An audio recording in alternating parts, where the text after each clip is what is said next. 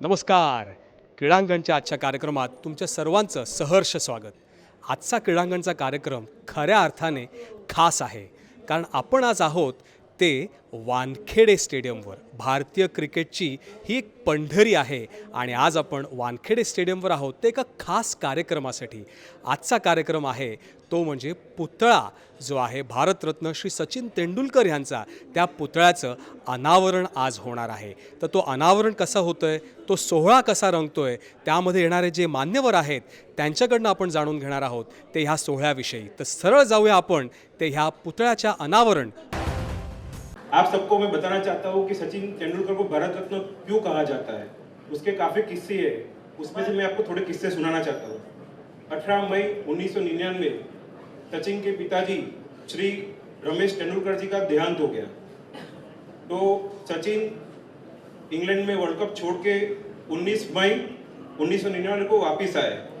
मेरे को बताया गया कि बीसीसीआई में से उनको पूरा बताया गया था कि सारे रिचुअल खत्म करके वो आराम से वर्ल्ड कप में वापस जा सकते हैं। 20 मई 1999 को उनका फ्यूनरल हुआ। तुरंत ही मैं आप सबको कहना चाहता हूं कि सचिन तेंदुलकर ने देश को परिवार के ऊपर रखा और 21 मई 1999 को वो इंग्लैंड वापस गए और 23 मई 1999 को केन्या के सामने 101 बॉल में 140 रन की पारी खेलकर उन्होंने अपनी सेंचुरी अपने पिताजी और देश को समर्पित की। I was selected to be a ball boy in 1987 World Cup, and I was sitting right here in front of the dressing room, and a gentleman called Mr. Sunil Gavaskar invited me to the dressing room. I can never forget that. He was sitting in the corner, and he said, "Yeah, Ati, the dressing room दाखव just." So I saw the dressing room, met few players. I was 14 then, if I'm not mistaken. For a 14-year-old to actually be invited by his hero to the dressing room was a big thing. And after that, the very next year, I played for Mumbai, Ranji Trophy. But unfortunately, I didn't get a chance to play with Sunil Gavaskar. But I remember there was only one seat available in that dressing room because all the team was a mega team, established players. Yeah, I think if I'm not mistaken, around 7 or 8 India players in the playing 11. So I walked to the dressing room and I'm looking for a spot to sit. The far left hand seat was vacant, and that's where I go and place my kit bag. Then I realized that it was SMG's seat. यानी everyone said कि अरे इथे गावस्करांची seat आहे, इथे बसायचं. So I was happy, thrilled, and I go out to bat my debut match. I score 100. Not surprisingly, because the seat was not used to being occupied, and the seat in the dressing room, the crease was used to being occupied. So I had no choice but to follow my hero's footsteps. मगाशी कोणीतरी सांगत होतं सचिन सचिन सचिन सचिन या शब्दाने हे Wankhede stadium दुमदुमताना देखील गरजताना देखील आपण अनुभव त्याचा घेतलेला आहे. खरं म्हणजे अशा या मैदानावर आज 2 मास्टर ब्लास्टर आहेत. एक मूर्तिमंत आणि एक मूर्तिबद्ध. सचिनजी भारतरत्न आहेत, त्यामुळे त्यांचा एकेरी उल्लेख करायला जोर येतो. पण आपलं ज्याच्यावर अतोनात प्रेम असतं त्याचा आपण एकेरी उल्लेख करतो. देवाचाही आपण एकेरीच उल्लेख करतो आणि क्रिकेटमधला हा सचिन हा देव म्हणून आपण सगळ्यांनी त्यांच्याकडे या देशाने नाही जगभराने पाहिले. त्यामुळे त्यांनी अनेक अनुभव आपले सांगितले. मुंबई तर्फे पहिली मॅच खेळून सचिनने आपलं करिअर याच मैदानातून सुरू केलं. याच मैदानात सचिनने त्याच्या कारकिर्दीमधील अखेरच्या बॉलचा देखील सामना केला होता. Bharat one day world champion बनावा हे त्यांचं स्वप्न याच वानखेडे स्टेडियमवर पूर्ण झालं. हा देखील योगायोग आहे. अप्रतिम असा सोहळा होता. त्यानंतर कार्यक्रमही छान झाला.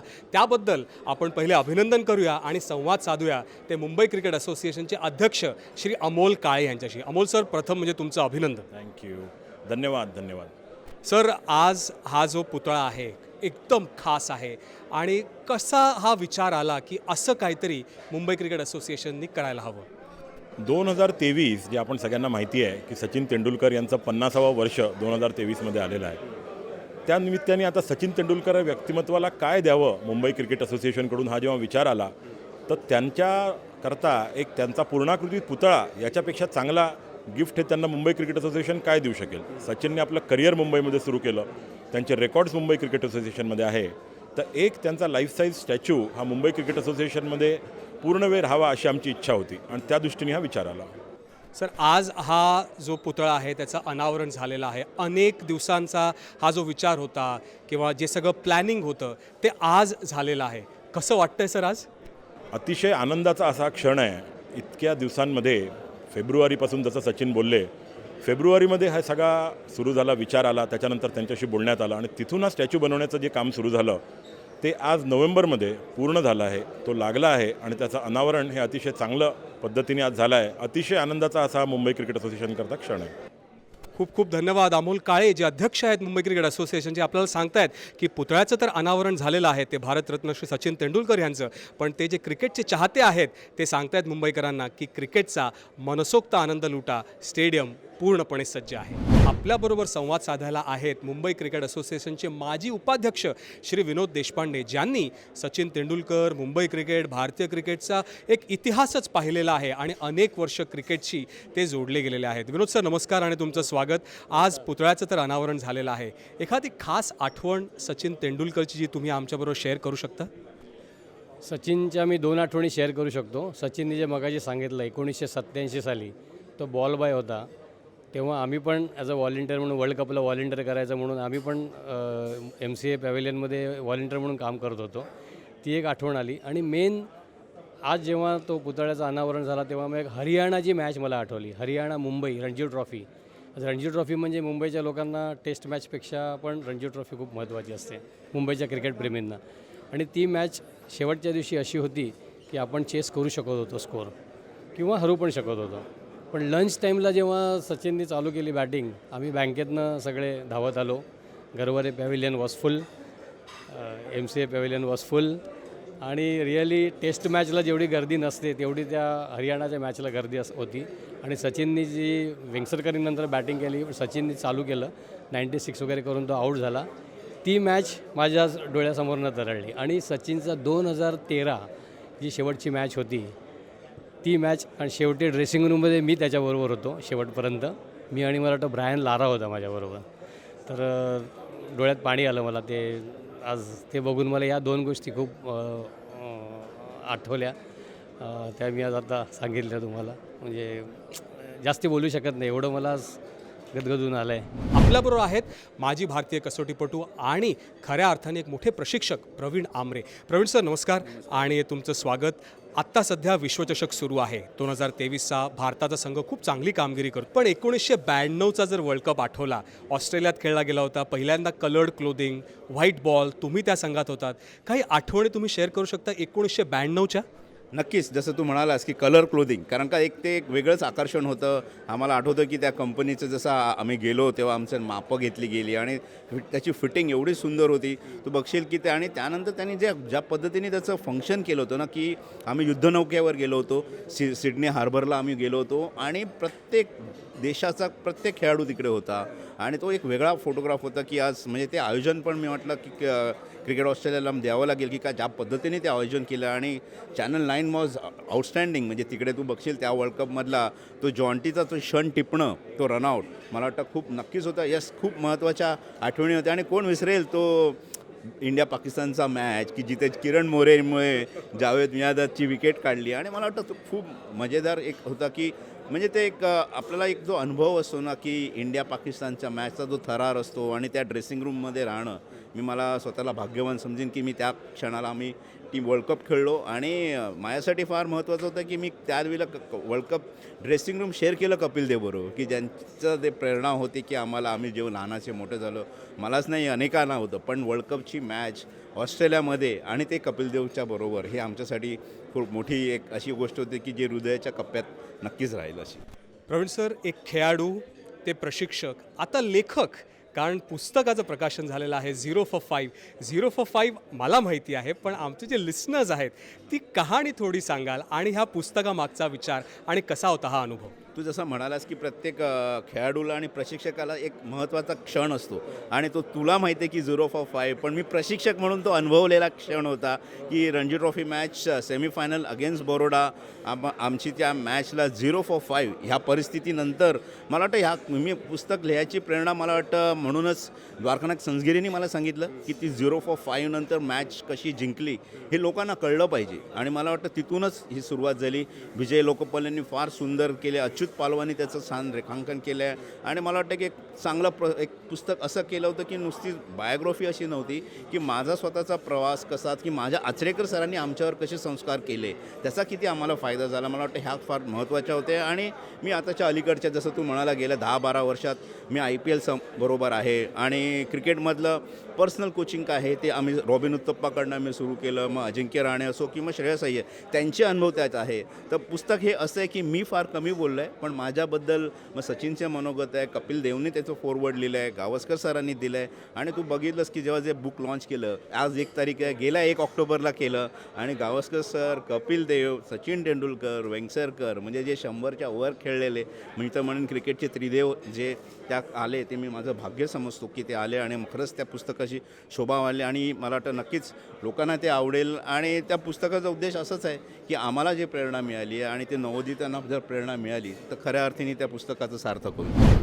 2023चा वन डे वर्ल्ड कप सुरू आहे, पण आपण जर आठवलं तर खास आठवण आपली आहे ती 1983चा वर्ल्ड कप तर डेफिनेटली, पण 2011चा वर्ल्ड कप जो भारतात रंगला होता. आणि 2011च्या वर्ल्ड कपचे जे टुर्नामेंट डिरेक्टर आहेत आणि जे BCCIचे माजी CAO होते असे प्रोफेसर रत्नाकर शेट्टी आपल्याबरोबर आहेत, त्यांच्याबरोबर आपण एक संवाद साधूया. सर नमस्कार आणि तुमचं स्वागत. एक टुर्नामेंट डिरेक्टर 2011चा वर्ल्ड कप म्हणून तुमची भूमिका टुर्नामेंट डिरेक्टर म्हणून काय होती ते आम्हाला सांगाल. 2011ला वर्ल्ड कप जी झाली ती 3 देशात होती, म्हणजे श्रीलंका, बांगलादेश आणि इंडिया. त्यामुळे माझं रोल ॲज टुर्नामेंट डायरेक्टर होतं to coordinate the activities, inspection of the venues आणि ॲक्च्युअल टुर्नामेंटच्या वेळेस to look at what is going on at each of this places. कारण प्रत्येक देशात त्यांचे डायरेक्टर्स होतेच, host tournament director, but I had to coordinate with all 3 countries. That was basically my responsibility. तुम्ही म्हणालात कोऑर्डिनेशन ही तुमची मेजर जबाबदारी होती, पण 2011चा वर्ल्ड कप अर्थात भारताने तो जिंकला, पण त्यातल्या काही खास आठवणी तुम्ही आमच्याबरोबर एक शेअर करू शकता का? एक टुर्नामेंट डिरेक्टर म्हणून इंडियन क्रिकेटची इतक्या जवळनं तुमचं नातं होतं. 2011ला ICC वर्ल्ड कपमध्ये इट वॉज अ हिस्ट्री, कारण पहिल्यांदाच होस्ट कंट्री जिंकली ते भारतात आणि टुर्नामेंट ऑर्गनाईज करताना आपण श्रीलंका, बांगलादेश पहिल्यांदाच वर्ल्ड कप करत होते, तर त्यांना खूप मदत लागली आमच्याकडनं. पण भारतीय संघ जसं खेळला त्या टुर्नामेंटला नेहमी वाटत होतं की आपण सेमीफायनलपर्यंत नक्कीच येऊ आणि एक धास्ती नेहमी वाटत होती. मुंबईला फायनल तर आम्ही घेतलेलं, पण जर इंडिया पाकिस्तान फायनल झाली तर काय होणार?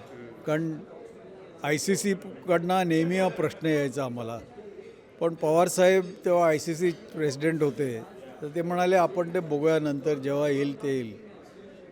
आणि ज्या 3 मॅचेसच्या आठवणी ज्या आहेत, आय विल नेवर फॉरगेट. एक क्वार्टर फायनल अहमदाबादला झाली, जेव्हा ऑस्ट्रेलियाला आपण हरवलं. मोहालीला पाकिस्तानबरोबर सेमीफायनल, आणि इंडिया फायनलिस्ट इन श्रीलंकेला आपण जेव्हा हरवलं आहे ते वानखेडेवर. जो ॲटमॉस्फिअर होता स्पेक्टेटर्सचा मॅच नंतरचा, तो इट वॉज समथिंग अमेझिंग. आणि मला एक स्वतःचा एक्सपिरियन्स अजूनही जे वाटतं,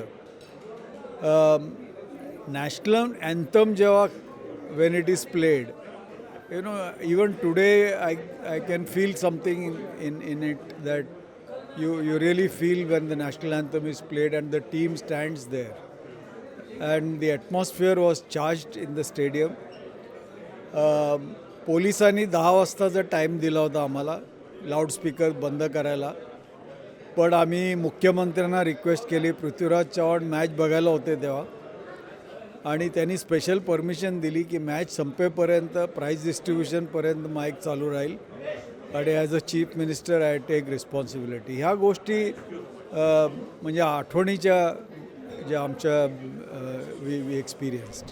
तर आपल्याबरोबर आहेत मुंबई क्रिकेट असोसिएशनचे उपाध्यक्ष श्री संजय नाईक. त्यांच्याबरोबर आपण एक संवाद साधूया. संजय सर, प्रथम तुमचं अभिनंदन. आज सचिन तेंडुलकर यांच्या पुतळ्याचं अनावरण झालेलं आहे. सेमीफायनल पण इकडे खेळवली जाणार आहे. काय आहे तुमचा एक अंदाज, ह्या खेळपट्टीवर कसे होत आहेत सामने? पहिलं म्हणजे सचिनचा स्टॅच्यू इथे लागणं is such a proud moment for Mumbai cricket association. And on a personal note, being a vice president of Mumbai cricket, being ex secretary of Mumbai cricket, and in my tenure, एवढ्या मोठ्या भारतरत्न व्यक्तिमत्वाचा स्टॅच्यू आज इथे लागणं, त्याचं इनॉग्रेशन आज होणं, आणि जी मंडळी उपस्थित होती त्याच्यावर आपला पण सहभाग असणं, हे मोठं भाग्य आहे माझं. आणि सचिनबद्दल म्हणजे सचिनची एक आठवण अशी आहे की BPM हायस्कूलला आम्ही खेळत होतो, आणि BPM हायस्कूलला सचिन तेंडुलकरच्या शाळेची मॅच होती शिवाजी पार्कला भारतवरती, आणि मी 12 होतो, मी स्टॅच्यूवरती उभं होतो, आणि सचिन आणि मयूर कत्रेकर हे बॅटिंग करत होते, आणि सचिननी 2 दिवस बॅटिंग केली आणि 200 मारले. म्हणजे मी त्या पुतळ्यावर 2 दिवस उभा होतो उन्हामध्ये, आणि मी अक्षरशः काळा झालेलो होतो. ही आठवण. दुसरी म्हणजे सचिननी माझ्या खेळण्याच्या बॅटीवरती ऑटोग्राफ दिलेला होता, ते खार जिमखान्यावरती खेळत असताना. Sachin had come there for a small shoot, आणि मी त्याला रिक्वेस्ट केली की मला ही बॅटने मी खेळतो आणि ह्याच्यावरती तुमचा ऑटोग्राफ पाहिजे. Without a single hesitation just sign it of.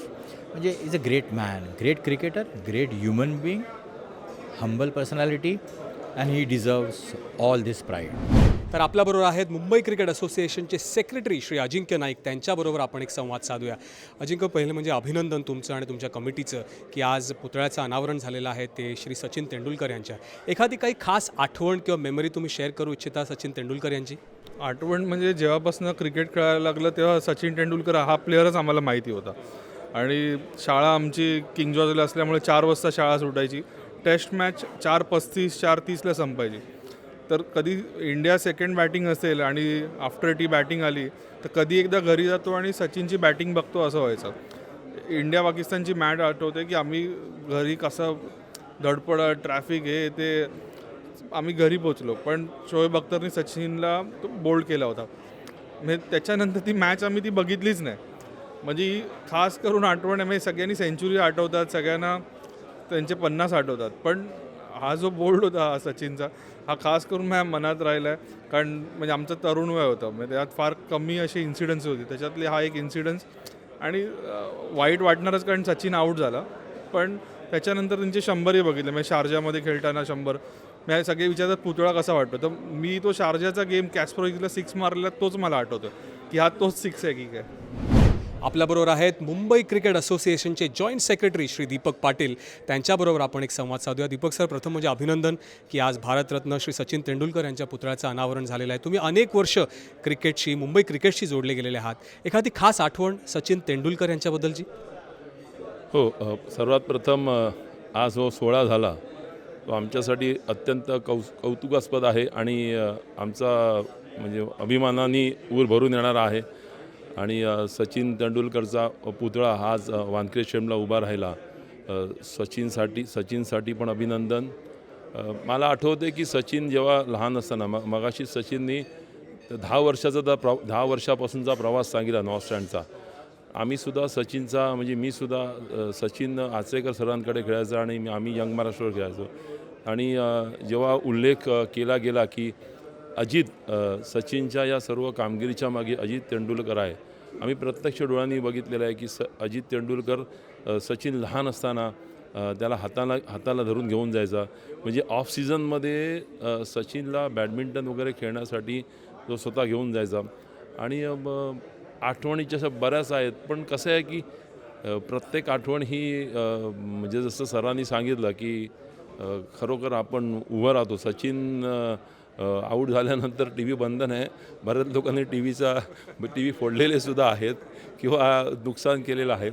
आणि म्हणजे सचिन जेव्हा खेळत असतो तेव्हा तुम्ही जर लक्षात आलं, आम्ही पोलीस खात्यात आम्हाला माहिती आहे, तेव्हा रस्त्यामध्ये वर्दळ नसते, ट्रॅफिक एकदम क्लिअर असते. म्हणजे कोणाला जर जायचं असेल तर सचिन बॅटिंग करताना त्यांनी जावं, हे आम्ही प्रत्यक्ष बघितलेलं आहे. इक्वेस्ट्रियन स्पर्धा म्हटलं की आपल्याला आठवतं Olympics, Commonwealth games, Asian games आणि त्यामध्ये रंगणारी अश्वरोहण स्पर्धा. अशीच एक अश्वरोहण स्पर्धा रंगणार आहे ती नागपूरजवळच्या सारंगखेड्यातील त्या इलाक्यामध्ये. आणि तिथे ही जी स्पर्धा रंगणार आहे ती आहे चेतक प्रीमियर लीग.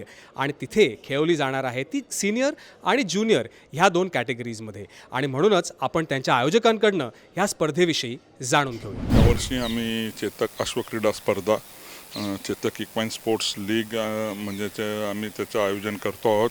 त्याचे 2 भाग आहेत.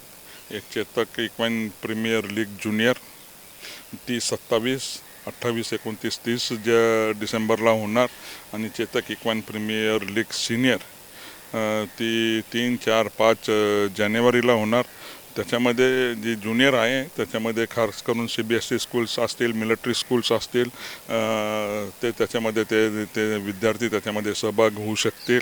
आणि ती विद्यार्थ्यांसाठी ती जो 16 वर्षाच्या खालील मुलांसाठी ती स्पर्धा असेल. आणि जी चेतक इक्वाइन प्रीमियर लीग आहे, जी देशातली पहिली स्पर्धा होते, जी देशातला पहिला प्रयोग आहे, तो यावेळेस होतो आहे. त्याच्यामध्ये वेगवेगळ्या 6 ते 8 टीम्स तयार केल्या जातील. ते रायडिंग स्कूल्स असतील, रायडिंग क्लब्स असतील. त्याच्यातले जे खेळाडू आहेत जे त्यांची एक टीम बनवली जाईल आणि त्यांची ती सिनियर लीग आम्ही आयोजित करतो आहोत. ती देशातली पहिली स्पर्धा होणार आहे. जे सारंगखेड्याला घोड्यांचा सगळ्यात मोठा बाजार भरतो, याला काही शतकांची परंपरा आहे. त्याच्यामध्ये रावल साहेबांच्या कष्टाने आणि त्यांच्या पुढच्या धोरणांनी गेले 6 ते 8 वर्ष त्याला खूप मोठं वेगळं स्वरूप मिळालं आहे. गेली 3 ते 4 वर्ष ते प्रयत्न करत आहेत की याच्यामध्ये इक्वेस्ट्रियन गेम्स म्हणजे आपण ज्या घोड्यांच्या स्पर्धा बघतो, जे ऑलिम्पिक इव्हेंट आहेत, जे मुख्य अश्वारोहण ही आपली महाराष्ट्राची परंपराच आहे. आणि आता त्याला खेळाचं स्वरूप मिळून जे इक्वेस्ट्रियन गेम्स म्हणून आत्ता झालेल्या एशियन गेम्समध्ये सुद्धा ज्या आपल्या खेळाडूंनी सुवर्णपदक मिळवलं, त्या प्रकारचे हे सगळे स्पर्धा या चेतक फेस्टिवलमध्ये आयोजित करण्याचा मानस आहे. या स्पर्धेमध्ये भाग घेण्याकरता चेतक फेस्टिवल जी सारंगखेडा जिल्हा संघटना आहे ते त्यांच्या वेबसाईटवरती आणि त्यांच्या सगळ्या माहिती पुस्तिकांमध्ये ईमेलवरती एंट्री फॉर्म पाठवतील.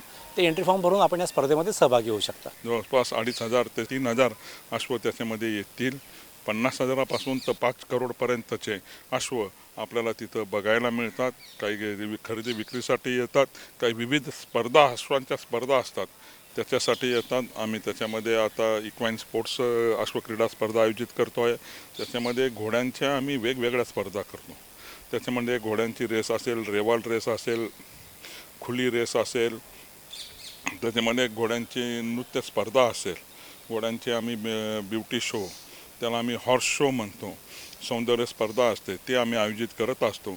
आणि जे अश्वपालक आहेत त्यांना प्रोत्साहन देण्यासाठी, अश्वांना त्याच्या खरं म्हणजे जगासमोर आणण्यासाठी या स्पर्धांचं आम्ही तिथं आयोजन करत असतो. आज क्रीडांगणच्या कार्यक्रमामध्ये आपण इथेच थांबतोय, पण पुन्हा एकदा आपण भेटणार आहोत पुढच्या मंगळवारी संध्याकाळी 6 वाजता. तोपर्यंत